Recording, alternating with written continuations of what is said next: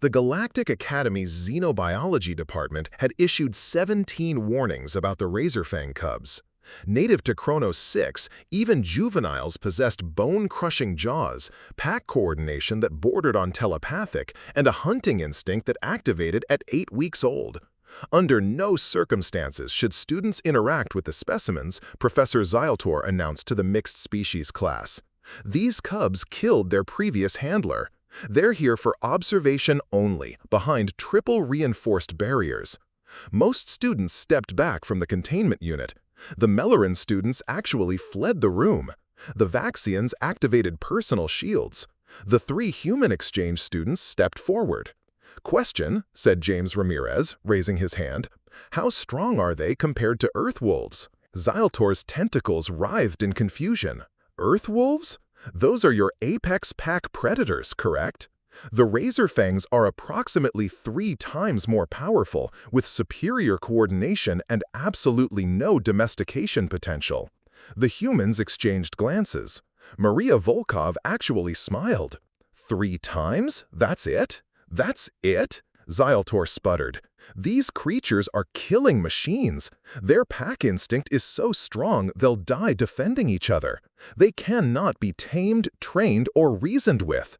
David Okafor, the 3rd human, was already pulling up something on his datapad. "Professor, I'm looking at the footage of them killing their handler. He approached with fear pheromones, wearing armor, carrying a shock prod. Standard protocol for dangerous specimens. On Earth, we call that asking to get mauled," James said. "Can we try something?" "Absolutely not. The liability." "We'll sign waivers," Maria interrupted. "Full responsibility. Just give us 20 minutes." Against every regulation, Zyltor found himself agreeing. Perhaps witnessing human failure would teach the entire class about overconfidence. The humans didn't suit up. They removed their jackets, sitting on the floor outside the containment unit. Then they did something unprecedented. They ignored the cubs completely. James pulled out snacks, sharing them with Maria and David. They chatted about irrelevant things: sports, music, weekend plans. The Razorfang cubs, accustomed to fearful attention or aggressive approaches, pressed against the barrier, confused. "Now," Maria whispered. She tossed a piece of jerky through the feeding slot. Not at the cubs, just inside their space. Then continued talking, not watching to see if they took it. The cubs circled the meat suspiciously. The alpha, identified by scarred ears, approached first. It sniffed, grabbed the jerky, and retreated. The humans didn't react, just kept chatting.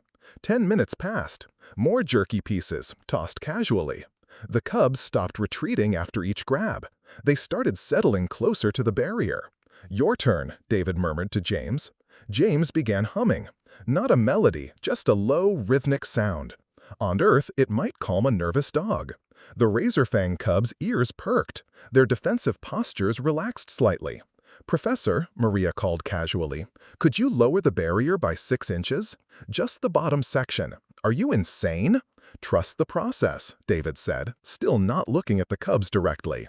Insanely, Zyltor complied. 6 Razorfang cubs could have shredded the humans' hands. Instead, curious noses appeared under the gap. The humans continued ignoring them, occasionally sliding jerky pieces through. Then James slowly, without sudden movement, extended his hand palm up near the gap. Not reaching in, just resting there. The scarred alpha sniffed his fingers. Then, impossibly, licked them. "Hey, buddy," James whispered. "You're not so tough, just scared and hungry, aren't you?" Within 5 more minutes, 3 cubs had their heads pushed under the barrier, accepting gentle scratches. The alpha was practically purring, a sound the species guide claimed they couldn't make. "How?" Zyltor demanded. "Wolves were like this once," Maria explained, her hand now buried in soft fur. "Razorfangs aren't 3 times stronger than wolves. They're 3 times more scared. Fear makes everything aggressive. Remove the fear, offer food without obligation, and pack animals recognize something universal." "What?" "Family potential," David said, as the 6th cub pushed its siblings aside for attention. "Every pack species understands the value of joining a stronger pack. Humans just figured out the secret. You don't dominate them into joining, you invite them." The scarred alpha had fallen asleep against James's knee.